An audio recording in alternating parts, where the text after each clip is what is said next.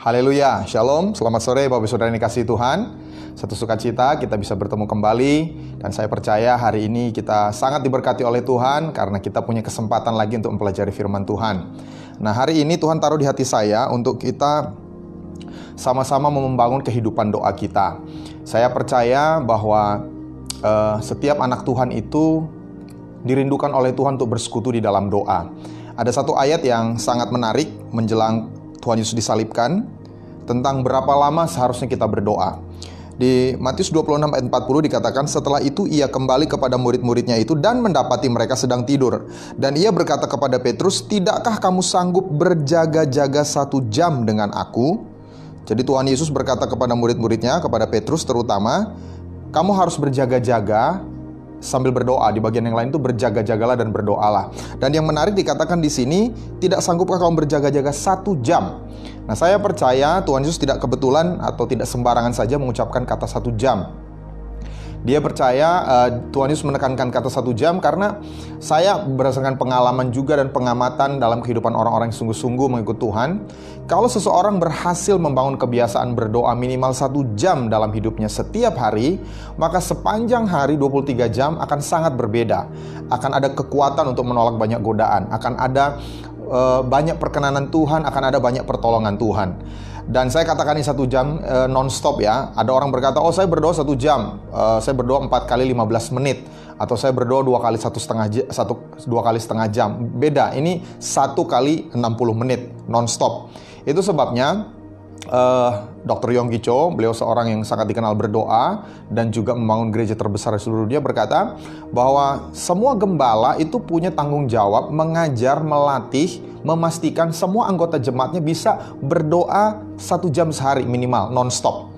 Dan beliau berdoa 3-4 jam sehari. Beliau buat ibadah doa tiap hari 1 jam. Kami terakhir, saya dan istri ke Korea Selatan tahun 2010. Sejak tahun 1958, tiap hari jam 5 pagi, setengah 5 pagi sampai jam 6 pagi ada 20.000 orang berdoa tiap hari. Jadi beliau bukan sekedar wacana, beliau sungguh-sungguh lakukan dan berhasil mengajar jemaatnya untuk berdoa 1 jam 1 hari. Nah, pelajaran hari ini adalah tentang doa Bapa Kami. Saya berharap lewat pelajaran ini kita bisa bangun kebiasaan berdoa kita minimal 1 jam 1 hari non-stop. Amin. Nah, doa Bapa Kami itu cukup panjang sehingga pelajaran akan dibagi hari ini dan besok. Dan ini diajarkan Tuhan Yesus bukan supaya hanya sekedar dihafal. Kalau kita perhatikan di Matius 6 ayat 9 dikatakan, karena itu berdoalah demikian. Jadi Tuhan Yesus tidak menyuruh berdoa, mendoakan doa Bapa Kami, karena kalau kita berdoa Bapa Kami mungkin 30 detik, 1 menit sudah selesai. Tapi bicara berdoalah demikian, ada satu pola. Dan kalau kita ikuti polanya itu, saya rasa 1 jam bahkan lebih kita bisa luangkan waktu dalam doa kita. Tapi sebelum masuk ke doa Bapa Kami, ada beberapa hal yang Tuhan Yesus ajarkan mengenai bagaimana cara berdoa yang benar, sikap hati yang benar dalam berdoa. Yang pertama, berdoa dengan wajar. Berdoa dengan wajar. Matius 6 ayat 5, dan apabila kamu berdoa, janganlah berdoa seperti orang munafik. Mereka suka mengucapkan doanya dengan berdiri dalam rumah-rumah ibadat dan pada tikungan-tikungan jalan raya, supaya mereka dilihat orang. Aku berkata kepadamu, sesungguhnya mereka sudah mendapat upahnya. Jadi yang pertama, waktu kita berdoa dengan wajar saja. Kita tidak berdoa untuk membuat orang lain terkesan dengan doa kita.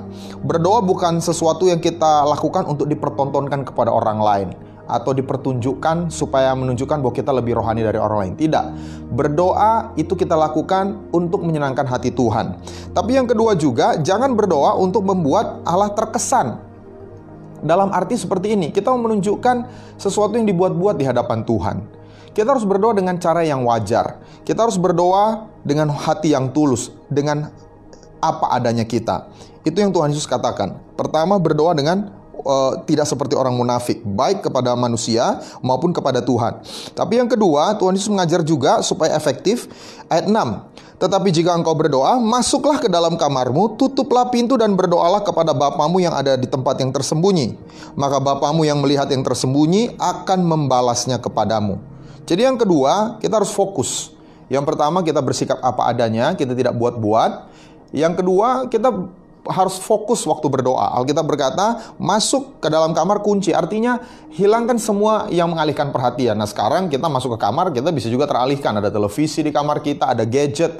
Jadi bukan hanya masalah masuk kamar lalu kunci pintu. Tapi ini bicara tentang fokus sepenuhnya waktu kita berdoa kepada Bapa di surga. Lalu yang ketiga, sikap yang tepat waktu berdoa adalah kita terbuka kepada Bapa. Kita terbuka kepada Tuhan. Ayat 7 dan 8, lagi pula dalam doamu itu janganlah kamu bertele-tele seperti kebiasaan orang yang tidak mengenal Allah. Mereka menyangka bahwa karena banyaknya kata-katanya, doanya akan dikabulkan. Jadi janganlah kamu seperti mereka karena Bapamu mengetahui apa yang kamu perlukan sebelum kamu minta kepadanya. Jadi kita berbicara apa adanya kepada Tuhan. Kenapa? Karena Tuhan Maha tahu, Tuhan tahu segalanya. Kita tidak perlu berpura-pura, kita tidak bisa menyembunyikan apapun yang ada di dalam hati kita. Jadi Bapa ini bicara tentang Tuhan yang dekat dengan kita. Banyak orang memandang Tuhan sebagai pribadi yang jauh. Tapi di Alkitab dikatakan Tuhan itu Bapa kita. Dan Bapa ini tahu apa yang kita butuhkan sebelum kita bahkan memintanya. Jadi kita terbuka di hadapan Tuhan mengenai kondisi kita. 3 hal sikap yang benar. Pertama, mari berdoa dengan wajar. Mari berdoa tidak dibuat-buat, baik di hadapan Tuhan maupun di hadapan manusia. Yang kedua, kita berdoa secara fokus, kita tidak teralihkan oleh perhatian yang lain. Lalu yang ketiga, kita terbuka kepada Tuhan. Apa yang ada dalam hati kita nyatakan kepada Tuhan. Nah, sekarang kita akan masuk ke dalam garis besar. Ada 6 poin yang akan saya bagikan. 6 hal yang kita bisa pakai dalam doa Bapa kami untuk membangun kehidupan doa kita. Yang pertama adalah pujian. Yang pertama, dalam doa kita mulai dengan pujian. Matius 6 ayat 9. Karena itu berdoalah demikian, Bapa kami yang di sorga, dikuduskanlah namamu. Dalam bahasa Inggris itu hallowed be your name. Dalam bagian yang lain itu dipermuliakanlah namamu. Jadi kata dikuduskan, kata dipermuliakan itu bisa dipakai dua-duanya. Dan ini bicara tentang apa? Kita memuji, kita mengagumi nama Tuhan. Kita anak-anak Tuhan, kita dipisahkan dari dunia ini. Adam itu diciptakan untuk memuji Dia, mengagumi Dia. Dan dikatakan di sini memuji nama Tuhan. Nah, dalam perjanjian lama, Bapak Saudara, ada 8 nama Tuhan yang disandingkan dengan kata Yehova. Jadi nama Tuhan yang unik sebagai Tuhan Israel adalah Yahweh atau Yehova. Nah, Yahweh itu memiliki 8 kata lain yang disandingkan dengannya, yang menunjukkan karakter dan kemuliaan Bapa kita. Dan kita mau memuji Dia dalam 8 nama ini. Yang pertama di Yeremia 23:6 itu adalah Yahweh Tzidkenu.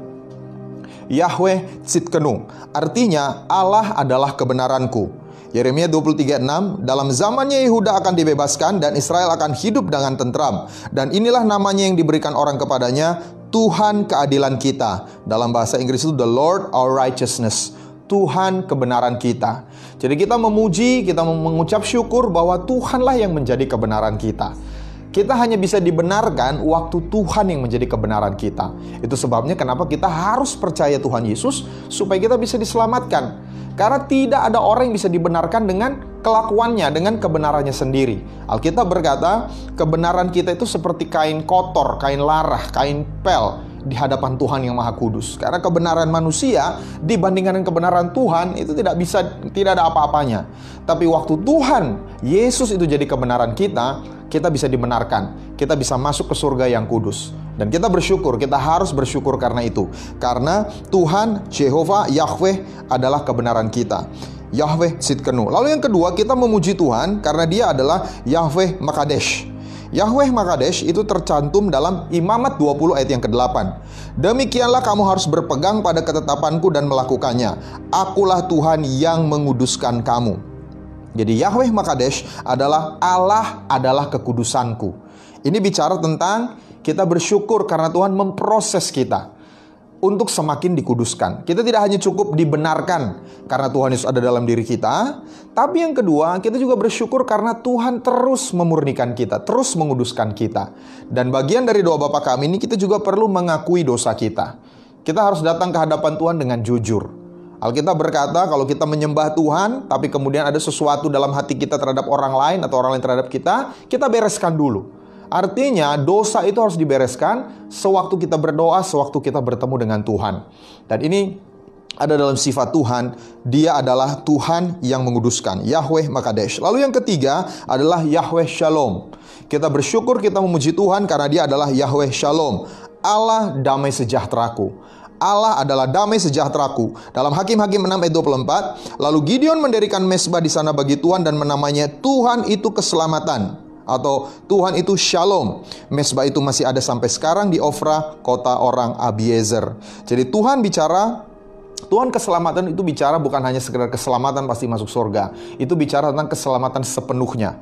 Keselamatan waktu kita ada di dunia ini. Tuhan menyertai kita, Tuhan menyertai keluarga kita, Tuhan menyertai apa yang kita kerjakan. Dan kita perlu mensyukurinya.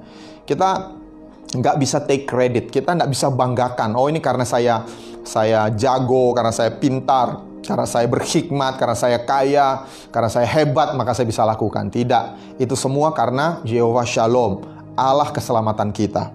Dan kita harus bersyukur, memuji Dia karena hal itu. Lalu yang keempat, nama Allah yang disandingkan dengan Yehovah, Yahweh adalah Yahweh Shammah. Yahweh Shammah artinya Allah hadir bersamaku. Dalam Yehezkiel 48 ayat 35, jadi keliling kota itu ada 18.000 hasta. Sejak hari itu nama kota itu adalah Tuhan hadir di situ. Itu bicara tentang Yahweh Shammah. Dan kita perlu memuji Tuhan, bersyukur karena Tuhan itu selalu hadir. Tuhan berjanji sekali-kali Dia tidak akan meninggalkan kita, sekali-kali Dia tidak akan membiarkan kita. Itu sebabnya kita tidak perlu takut bahaya sekalipun kita melewati lembah kekelaman. Dan itu yang perlu kita syukuri dibandingkan kehadiran siapapun. Mungkin sekarang ada orang-orang yang sedang mengalami kesendirian, terisolasi karena proses penyembuhan COVID-19 ini. Ada Yehovah Shammah, Yahweh Shammah yang selalu hadir bersama kita. Kita patut bersyukur, memuji Tuhan karenanya. Lalu yang kelima adalah Yahweh Rove. Yahweh Rove itu bicara tentang Allah penyembuhku. Jadi kata Tuhanlah yang menyembuhkan engkau adalah Yahweh Rove. Nah, kita perlu memuji Tuhan juga karena Tuhan itu menyembuhkan kita. Apapun penyakit kita, bagi Tuhan itu tidak ada yang sukar, bagi Tuhan itu tidak ada yang mustahil. Dia sanggup menyembuhkan kita, termasuk COVID-19. Ada banyak orang yang mungkin berpikir, sekarang obatnya belum ditemukan, jadi ini mustahil disembuhkan. Tidak, Tuhan kita tidak memerlukan obat. Saya tidak bilang bahwa Tuhan tidak bisa memakai obat, Tuhan bisa memakai obat.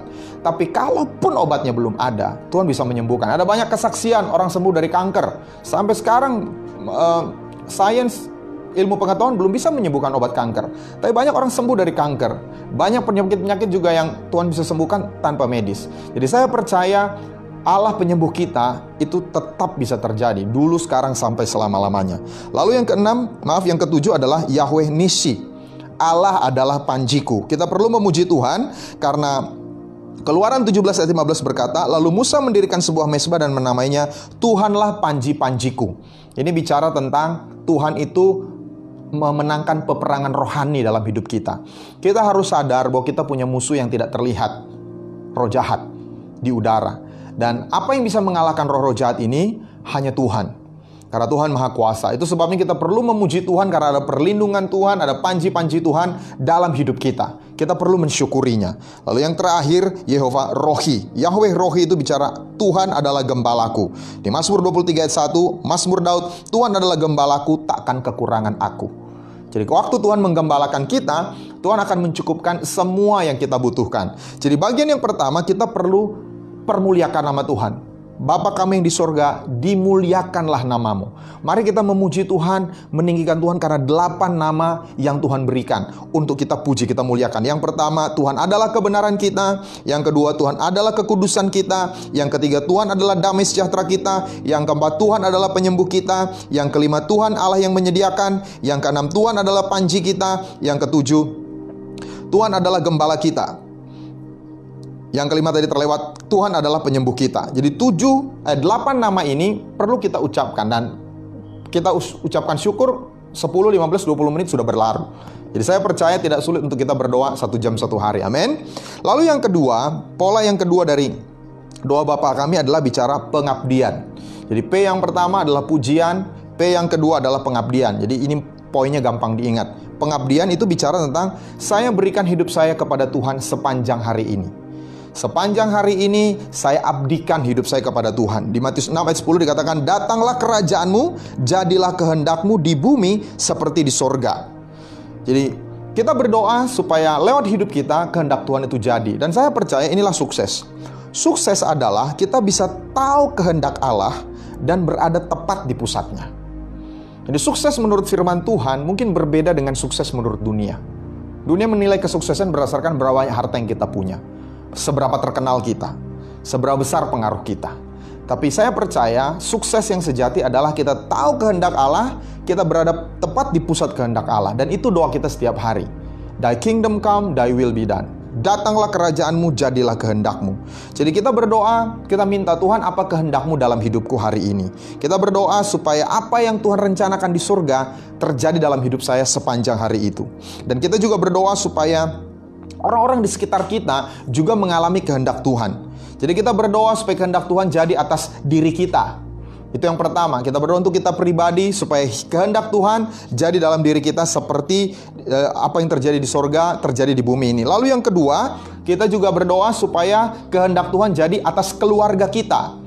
Bukan hanya diri kita, atas keluarga kita, atas pasangan kita, suami kita, istri kita, anak-anak kita, anggota keluarga kita yang lainnya. Lalu kita juga perlu berdoa supaya kehendak Tuhan jadi atas gereja kita.